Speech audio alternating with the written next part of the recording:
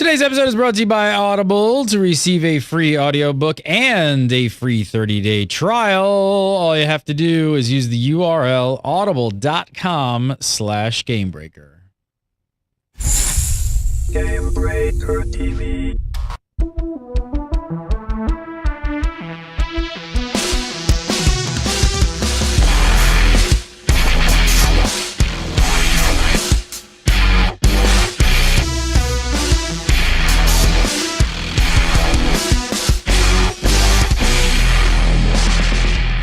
What's up, everybody? Welcome to This Week in MMO, episode 166 for October 18th, 2013. You're watching Gamebreaker and Gary Ganny. Coming up on today's show, we're going to be talking about Everquest Landmark. We've got lots of Everquest Landmark news. Zenimax reveal the ESO character creation video, and it's not an MMO. Please don't kill me. Please don't write your local senator. Local senator. Now I'm like saying things like Shaftnet. All right. Joining me for today's show, the one, the only Mr. Jason Winter. Just you and me today, buddy. It is. And I had to step away from my non-existent Hearthstone because I don't have a key. Oh, but you know what? A bummer. I'm okay with it. I'm not raging. You okay with it? Panicking. Yeah. I'm not sending Missy nasty emails because apparently she got quite a few. See the Hearthstone parody video that kid made? It's great. No, I didn't watch that. I just no. No. It might be fun. I can't watch that. I'm just tired of the Hearthstone whiners. I don't want to see a whole video about one. He did a good job. He did a really good parody video. It's up on Hearth Nation. Go watch it. It's fun. And actually, I don't know when it's going to get posted today. We had so much stuff to post today. Hearthstone Coltrane's Comments episode is coming up today. You know what? F it. Let's watch it right now. We're just, hey, it's not even posted yet. I'll play it now. I don't know. Well, you and I are just going to be grumpy for like an hour talking about games, so might as well start the show off with some comedy. So here you go. Ooh. Yes. This is Coltrane, and it's time to read some Hearthstone comments that'll make you wanna vomit. J.M. Greedus said, Hearthstone is a f***ing child's game. There was almost no strategic thought necessary to play. F*** Hearthstone and f*** Blizzard for making such a childish game. Nate Evil 1 said, Murloc Tidecaller. Looks like he just dropped the soap. Byron Farrell replied, Kill yourself, you're a waste of space. Rancor pontificated, Oh my f***ing god. Why do you +4 health and taunt the taut creature while you have like many others better for that? Chris Johnson thought to himself, he f***ed that priest game up so bad. Fabiet Sally replied, Lol, you suck at this game. All you know how to do is commentate your own defeat, lol. Fat bald loser. Chatnik3 said, You go get grammar and etiquette lessons and I do not Rhoda said, Are you stupid as in real life too? TR11251 replied, Are you rude as in real life too? Micah Houghton said, You gotta be shitting me. A card game? Blizzard must be trying to commit suicide. Dana Keith Wallace Jr. rounded it out by saying, Checked all 5 email addresses and their junk mail. No beta key, but I do have free access to local sluts.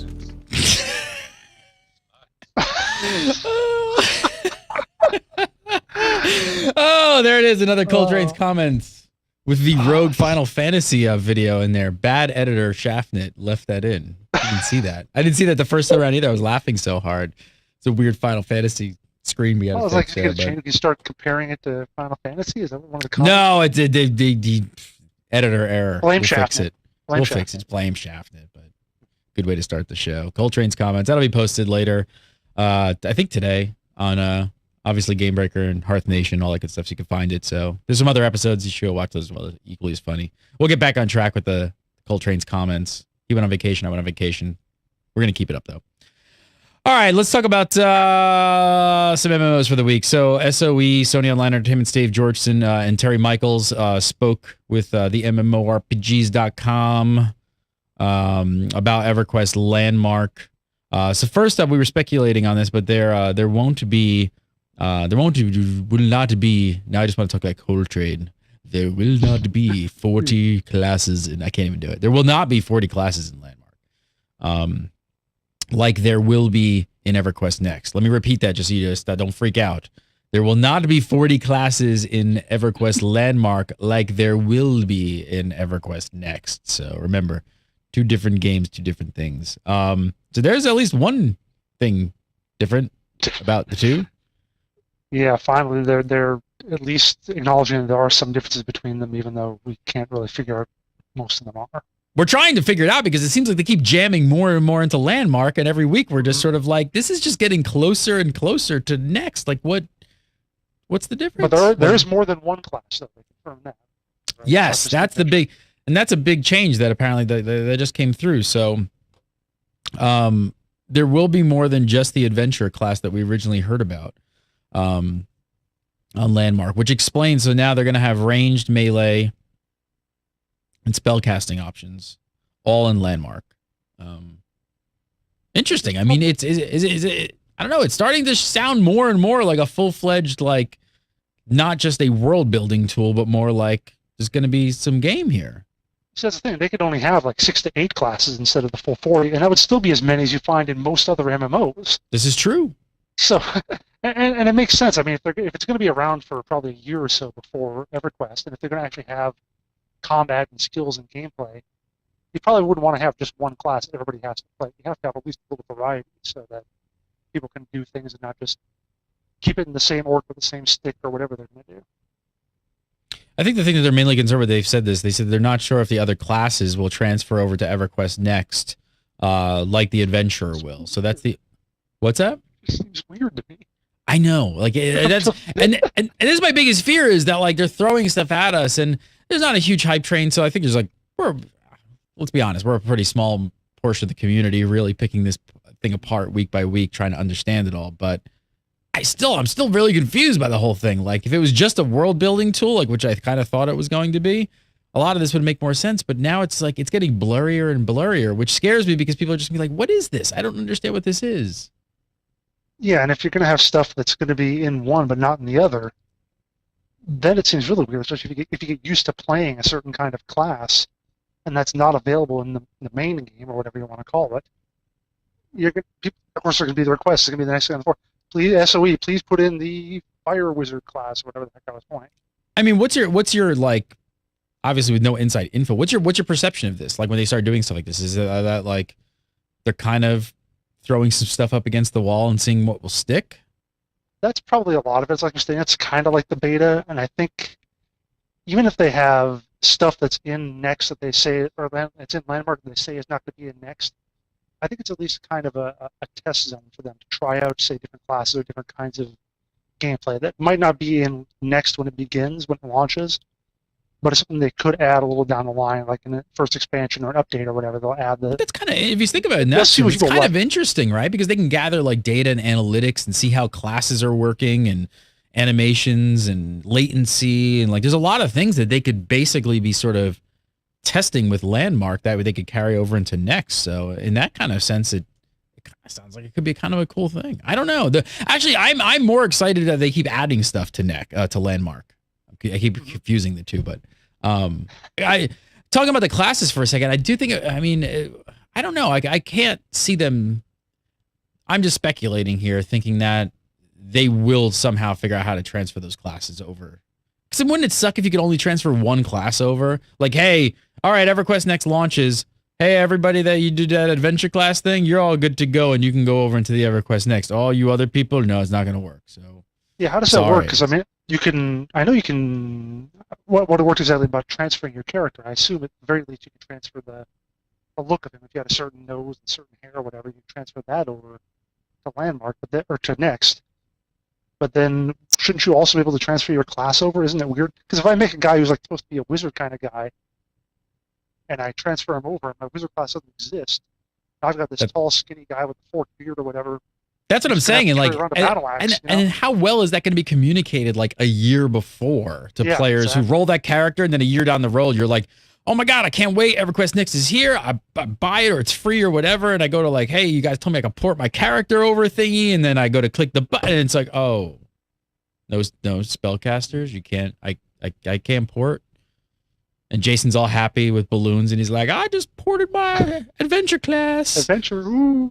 And I'm over there like, what the F? I don't know. It could cause some major confusion. So I don't know. My putting on the tinfoil hat or looking into the crystal ball, I say they're going to figure out some way to transfer those classes over somehow. Or if there's some sort of change where they like call it something different or something like I think you will be able to like, hey, the wizard classes, I don't know. It's just a little confusing. I don't know. Yeah. Unless you can still transfer the character over without the class, which might be weird, but yeah, it would be. Maybe you can just pick at that point. I don't know.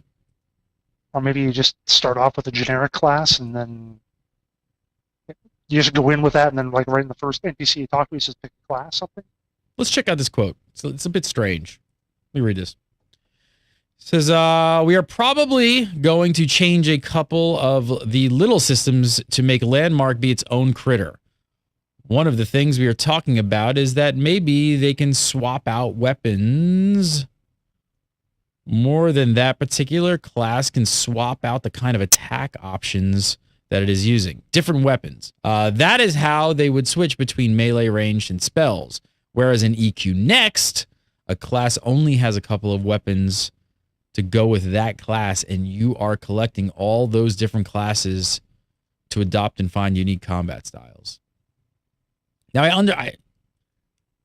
understand why they would do that. I mean, there aren't 40 classes in Landmark, but because the games are like so similar in so many ways, yet isn't like teaching players something that's going to change so drastically, play differently in EQN. Isn't that like an odd move? Yeah, that's going to be tough if you're. No, as we'll see. Yeah, if you're used to playing like with a staff and a battle axe or something as your two primary weapons or something, because they'll let you do just about anything in Landmark, and then there's no class in Next that lets you do that.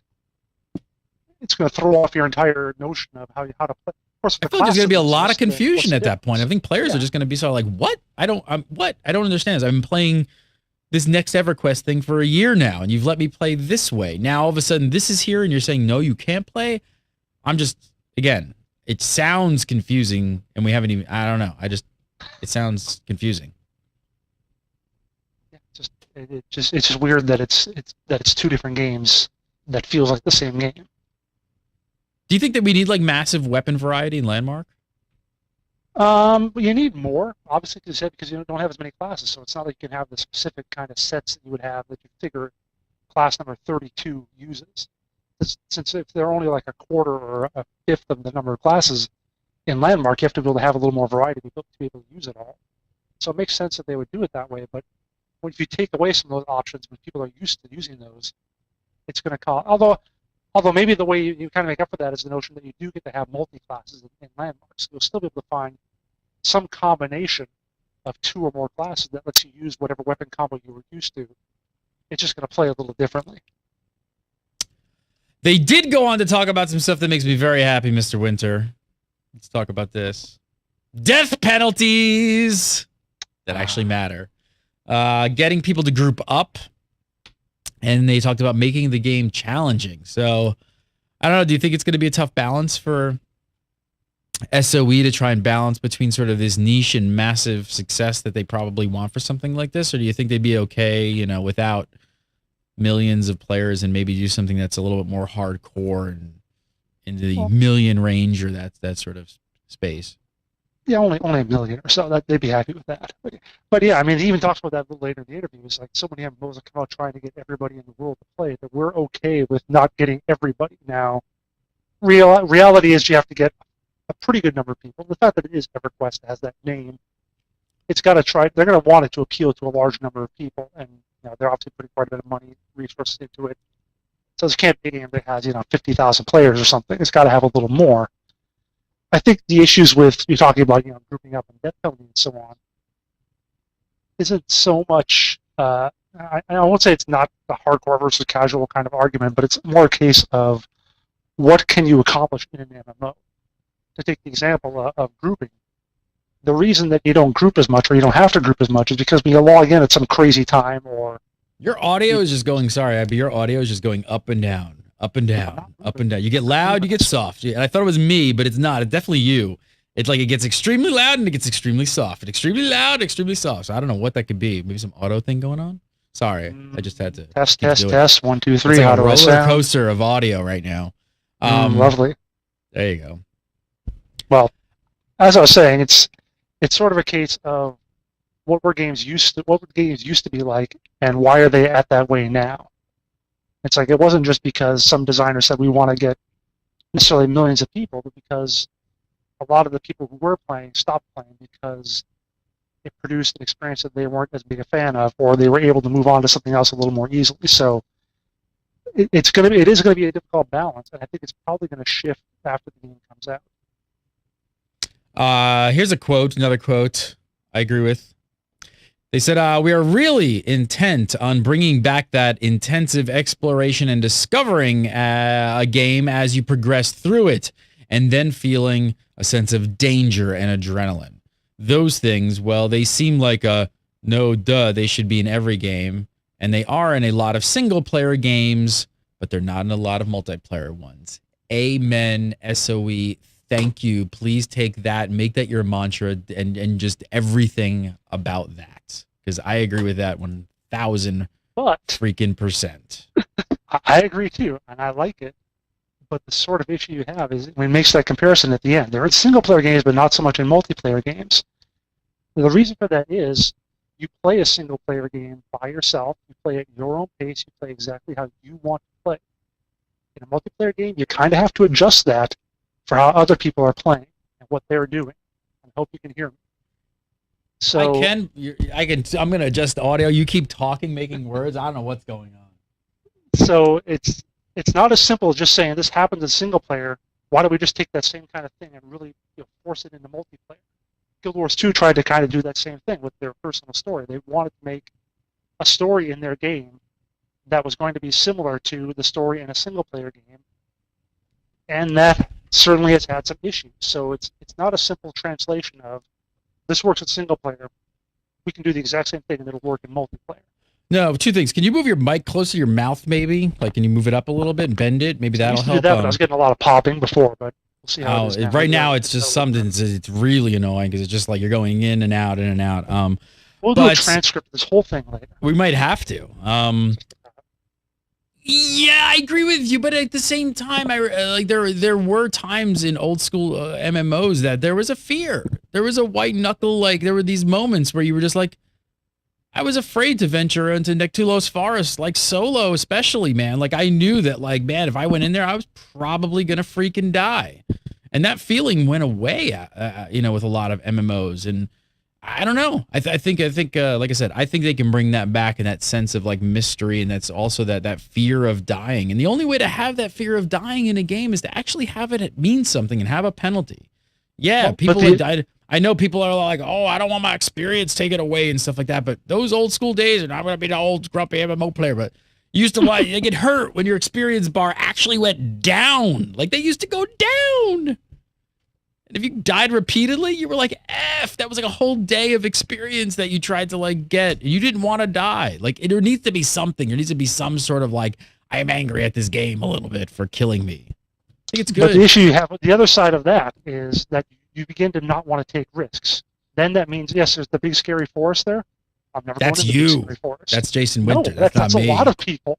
That is a lot of people who don't go into the scary forest then because it's going to cost them something. You know, MMO players like that all the time. They will take the shortest, easiest, most lucrative way to gain stuff. If it is off, if there's that or there's the really tough way, they will take the short, easy way. 9 out of 10. I think there's a complete market for this type of game. I think there's a market for having penalties. I've said it forever. I agree with SOE in this statement. MMOs have gotten away from this, and I think they've suffered for it. I think it's okay that we have the feel-good slot machines. It's all good. We got room for enough of them. Well, we've got them, but I think there's also room for some other games out there to do something a little bit different. Like you said, if they're not so focused on like, hey, we're going to get, 10 million people to play this game and we're going to do this, I think SOE can do this right. I don't know. So we're going back really quick to Landmark and jamming all these like different things and stuff come out. Are you getting more excited for Landmark, or is it actually kind of making you more apprehensive about Landmark and just kind of like, what are you guys doing? It's making me more confused. 'Cause, I was kind of built up for it when I just saw the original thing at SOE Live. When I saw them building stuff, I was like, cool, it's going to be this awesome voxel building game. Like you can maybe go around and smash stuff. I was excited for that. They keep adding all this other stuff, or the potential of other stuff, and I'm like, okay, you have me at hello. It's like you don't need to keep doing all this. So, on some level, yeah, I guess I am a little more excited. On the other hand, I don't know what I'm getting into at this point. Yeah, I agree. I thought I knew what it was, but now I'm not sure. That's my biggest fear right now is the confusion factor, just because there's no clearly defined, like, what the F are we getting? And it's got to be coming soon. I don't know. Maybe they're just going to, like, sort of put it out in the world and let everybody see and kind of soft launch and just kind of... Apparently, where we're getting our dates mixed up is that, yeah, Smedley at the start of the year said by the end of the year, but Dave Georgeson said winter at Live. So theoretically, that covers them until May or March or so. Ooh. So it's not going to be by the end of December. Probably. That changes everything. Yeah. We will have to just wait and see. I don't know. Going to be interesting. I want to talk about the Zenimax ESO, TESO, whatever you want to call it, Elder Scrolls Online character creation video.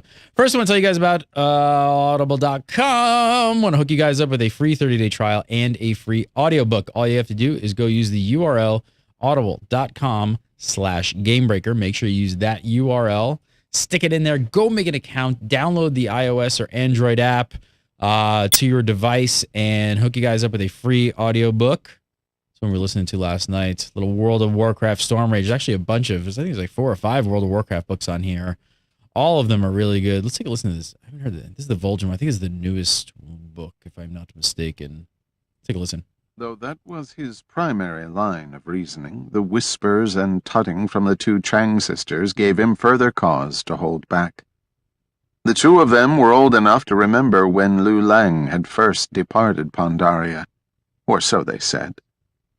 Though their fur ran much more to white than black, save where they darkened it around their eyes, Chen assumed they weren't quite that old. They'd spent all their lives in Pandaria, and very little of them in the company of those who had lived on the Wandering Isle. They developed opinions reading of those audiobooks. who That'd be amazing. turtle. Be You great. should totally do that. He should totally do it. Check it out. Vulgin Shadows of the Horde could be yours absolutely for free. All you have to do is use the URL audible.com/gamebreaker. Sign up, make an account. You're going to get to use Audible free for 30 days. Get a free audiobook. I highly recommend Shadows of the Horde. You could be listening to it tonight.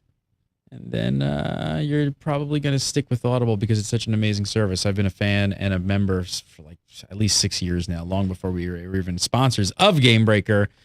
And love having Audible on. So check it out. Go to audible.com/gamebreaker today.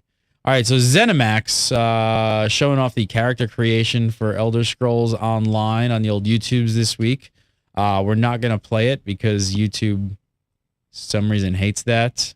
But you can check it out. It's posted on Gamebreaker. There's a post there right on gamebreaker.tv. You can go watch it right there. What do you think of it? Looking pretty slick. Lots of options. Pretty robust character creation. It seems like you're going to be able to really kind of tweak a lot more than I even actually anticipated. Things like just like shoulders and like, really kind of intricate, granular sort of things. It's not so much just like body type and, face. I got to play around with it during my little demo at QuakeCon a couple months ago, and I had to like pull myself away because I only had 2 hours in the session. I was like, I could spend like 45 minutes doing this. That's good. I believe one of they didn't have a boob slider, but I think they did have an ass slider. They had an ass slider. I think it was posterior dimensions or something like that. But yeah, basically they had an ass slider, and, nostril width and all that stuff you're used to seeing these days in like Skyrim and Oblivion and so on. Would you say from your memory, because it was a little hard to tell from the video, we couldn't see everything. There were other tabs and a scroll bar that don't, they didn't go through everything in this video. They kind of gave you some higher level stuff, but maybe I'm wrong. I mean, it does look a little bit simpler and streamlined than Skyrim, which may be a good thing. Would you agree? I don't remember perfectly, but I think they did have more. Like I think they did almost virtually just copy the Skyrim character creator. I think it was on that level. I wouldn't say for certain, but like I said, there was definitely a lot there, and I think it really isn't simpler and smaller. I think you can really do just about the same stuff. Wow, that's intense. 'Cause, I mean, do you really need 6 different nose sliders? Oh yeah, man. I don't know if my nose is the same as yours. This is true. Well, it looks pretty robust. The amount of variety that they're putting into it is pretty impressive. The game's looking gorgeous. The textures and stuff in the character creation look great. Like the facial textures and things like that really look great in that video. Face and body sliders. I like the general build triangle thingy. I like that. So you kind of like, can kind of keep the proportions in sort of place. And a lot of people disagree and be like, no, I want to make my person as ridiculously looking as possible and everything is out of proportion. But maybe there's a way to do that as well. There That's probably one is. thing I hope they don't. Again, I hope they don't, with all the sliders, I hope it doesn't go too overboard on that. Like you saw, if you look at you've seen pages that have like ugly Oblivion characters. They're just horrible. They got like faces that are like this with ears out like this. You guys were talking last week about your pink armor breaking immersion. The guy with a head, this big is going to break my immersion in Elder Scrolls Online. Or this small. We'll see. Yeah, it's going to be interesting to see what they do with it. So I don't really know like whether they've got, like I said, the triangle slider that kind of like moves all your proportions in relation to each other. But I don't know if that's sort of like, hey, here's a general way to move some of that stuff around. But then if you really want to get granular and adjust every single one of those individually, here's some way to make these goofy heads and short legs and that kind of thing. So the cat and lizard people look really good as well. Anything missing? Yeah, I made it. Anything missing that you can think of? Not really. I mean, like I said, it copied Skyrim almost perfectly to the best of my memory, and that was pretty robust and let you do quite a bit. So, I mean, it's one of the best character creation systems out there, I think. Yeah, and I also noticed that for the males, at least, I mean, you didn't have to be like some super skinny dude or like super buff. There was like, you could do like more heavy set, like overweight, pot belly kind of dude, and that's always fun to do as well. So, Like the pot belly cat man. It is looking good. Check it out. That's over up on GameBreaker as well. Let's go back to Landmark for a second. Sure. See these screenshots? Yeah, I looked at those. Dave Georgeson tweeted some screenshots. This is him playing around with the builder, making a like castle kind of keep thing. I probably have these the wrong order, but there's like an overhead shot. Looking pretty cool. I'm just admiring. The only thing I wonder about that. What's that? The only thing I've wondered about that I've seen in a lot of their stuff is, can you make hard edges? Like look at those slits there. Like if I wanted, I always see those seem to be curved. Can I make them like square or rectangular? If I remember, I mean, it's hard to say. I can't say for sure, but I do remember when they showed off at SOE Live, they showed off the tool bit. They've got a lot of these sort of. I think they do start out kind of harsh, but then they have a lot of these like softening brushes and things like that, and rounding out brushes that actually help create that sort of texture and roundabout look. So, yeah, I don't know. Like, I don't know if you drop like a. You're saying if you drop like say like a stone, is it immediately going to be all rounded out like that and kind of bubbly? It might be. I mean, that's kind of how the world feels, right? I mean, that is. It would be kind of weird if that was just super, super harsh and hard edge. I mean, the world kind of has that not bubbly feel, but a little bit more stylized kind of feel. So that might be the default. I don't know. Hard to tell. There are no sharp edges in Norath because you don't want the Care Bears to cut themselves. It's true. It's true. Yeah, even you can see right there on those crenellations, you could have seen, you saw those little curve. It wasn't like a straight up, like you. Yeah, I mean, I know there's like softening brushes that you can really get in some detail there and kind of start wearing things away and making stuff look worn. I don't know. They haven't shown anything that really talks in the opposite direction. I mean, some of these posts, these sort of structures down at the base of this structure look kind of harsh and like kind of crisp. They don't look as rounded and bubbly. Yeah, the triangular stands there. But I gotta say, I mean, it's like pretty early on, limited props right now and the interiors and stuff. It's looking pretty great. I mean, look at, Oh yeah. he's already got like chairs and tables and things on the walls and lights. Now, do and we decide if anvil the and- tables? Now, do we decide if that stuff how that comes into place? Because We like do that not. emblem, that dragon emblem. There's How no does way that you get make made? that from scratch, right? I have no idea. I Maybe? have no idea. I think that would be awesome if it actually was. I mean, wouldn't that be really cool? Do you just want that piece? No, I Well, think it'd be great That- if you that could would be make the- that and if so, sell that that. would be the kind. That's the. I was gonna say that's the kind of thing that I would like buy from somebody. Mm-hmm. Because I can make I can make a decent building and maybe even a chair and stuff, but I can't do art like that. So, I think the yeah. big thing with looking at this stuff as well is how simple and intuitive it's going to be to build something of this sort of nature, right? Like how is this going to be is this really for the everyman to just sit in here and just jump in and start making like cool stuff like this? I hope so. I mean, I think that's the direction they're going for. I mean, in general, the structure, the furniture aside, I mean, the general building doesn't look that hard. I mean, that was mostly just like a nearly square castle with some arches and stuff. That much of it seems like it wouldn't be too tough. Looking good. Looking good. I can't wait to get my hands on it. Screw you, Winter. Not you, Winter. I mean, like Oh, the that season. okay, the winter 20. Yeah, okay, gotcha. Yeah. I want it this Fox. year. Come on, put it out. All right, last up this week. I know this is not an MMO, but I want to talk about it. The upcoming Blizzard MOBA Heroes of the Storm, formerly known as Blizzard All-Stars. Have you been following this rebranded Heroes of the Storm? What do you think of the name? I think you have the standard. There's the MOBA dartboard. You got to find it. You got to hit a couple words. You got to throw an of in there. Do you like it better than Dartboard. Do you like it better than Blizzard All-Stars, or did you like All-Stars? I admit I wasn't a big fan of Blizzard All Stars. That sounded like a Smash Brothers spinoff or something. Smash Brothers All Stars or something like that. But yeah, having blank of blank is pretty much your standard MOBA title these days. League of Legends, Heroes of New Earth, Defense of the Ancients. Big Smite, topic of conversation we were Smite. talking about last night on Legendary Well is it's funny that they took the same acronym of HOTS, which is here, Heart of the Swarm, their StarCraft 2 expansion, and now they're calling it Heroes of the Storm, which everybody's calling it HOTS. And I had to know that was going to happen. I know. Pardo actually says he likes Although- it, so. And apparently the one guy who came up with the name had no idea that they would come up with Exmo. They want everybody to call it Heroes. That I can understand. What do you think? Yeah. What's your take on it? You think Blizzard's going to break into the League and Dota 2 space? You think you're going to push into that scene big? That's weird. I know we talk about. I know this is maybe getting ahead on the show notes. We talk about how they're already the big boys in MMO. They have the biggest RTS, and they're the leader in the action RPG element. But in this case, they're kind of the little guys trying to break into it. They're not the industry leader in this, and that's going to probably be a really weird place for them to be because they're not expecting. They have the name behind it and they have all that recognition and so on, but they're the ones chasing the big moneymaker, the big huge League of Legends. So I think they can do all right, but it's not guaranteed. They are Blizzard.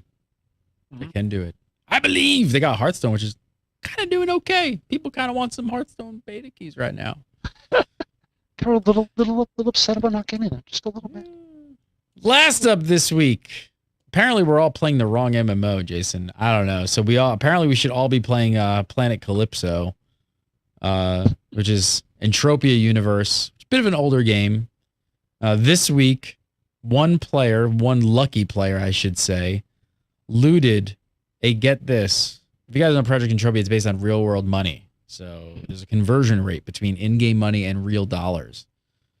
One lucky player literally looted a $33,000 jackpot in cash from a mob. A tough mob. But that player just made $33,000. You talk about games being feel-good slot machines. Entropia or Planet Calypso Really is just a feels slot- good. No, it's just a slot machine. And that guy feels really good. Whether it feels yeah. good or feels bad, it's just a slot machine. Yeah. So yeah, you guys can deposit real money. You can withdraw real money. You can buy land in the game. You can charge people to use your land. It's kind of like this living, breathing, more of a virtual world with resources on it, things like that. Why the F are we playing Guild Wars 2 and Final Fantasy? Lord of the Rings Online. We just be in Entropia making 33 grand. You don't even need a job. That's like a salary for the year. That guy just killed a mob and made like a salary. Have you ever For checked one out guy. Entropia? Have you ever checked out Entropia? God. Good God, no. I have. I played a bunch. If I want a slot machine, I'll go to Vegas or a nice Indian reservation here. What do you think? So the funny thing about this story is that the guy who took down this mob and won the jackpot was being helped by a healer. I wonder if that guy's going to see any of that 33 grand. You think he's going to cut him in? It talks about this guy won $33,000, and there was a healer around too. It's like, Think really? he cut him in? No respect. If I was the healer, I damn well would expect it. Or do you think he just disappeared? I got my 33 grand. I'm gone. Name, you gotta know now. Check it out. Yeah, we did a couple DAT games. We've covered it. Do a search on Gamebreaker. We've got some playthrough and stuff on Entropias. Interesting games. A little older. So the graphics aren't super amazing, but it's, you want to look for something interesting like that. Hey, you got a chance to make $33,000. Jason Winter, follow him on Twitter at Winter Informal, and of course right here on Fridays at 3 PDT for This Week in Oh. And you can follow me at Gary Gannon and follow Gamebreaker TV at Gamebreaker TV. The GBN, the Gamebreaker Nation, is starting to soft launch and get underway. Got some things like hoodies are coming. Friends don't let friends pug. Website's getting there. This is not live yet, but this is a website we're working on. And I don't have all the details. I think they're on GameBreaker.tv right now. I think they just got posted while we're doing the show. They're doing one of the first World of Warcraft events in-game. So head on over to GameBreaker.tv and check out that. That's this Saturday, I believe. And lots of information coming out about that. So stay tuned on the GBN. And make sure to watch GBN Cast, which comes up right after This Week in MMO for all of your Gamebreaker Nation news that is coming up today at 4 PDT. So thanks so much for watching This Week in MMO. We'll see you next week for some more TWIMMO.